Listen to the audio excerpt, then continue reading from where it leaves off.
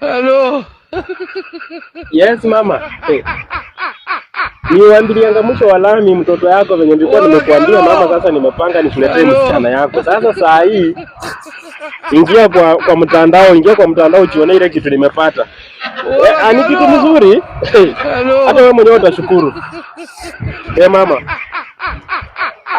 Ni kitu nipikie na visho goal. Wewe mwenyewe utapenda. Waambilianga nani kutulia kwanza. Ongea na nani hapo? Naongea na mama, watu uchinga. Naongea na mama, namwambia ni wewe, sio unaongea hapa, nimesikia. Tunapelekea nini? Na wewe usijionee mwenyewe. Huyu sasa ndio shemeji. Kwani unataka nini? Huyu sasa ndio shemeji, upeleke nyumbani ndugu yangu. Ni huyu. Wewe unapenda kuingilia mambo yangu ya nini sasa wewe? Unasipata mzee, umesema nini babu alisema? Mzee alisema. Nini?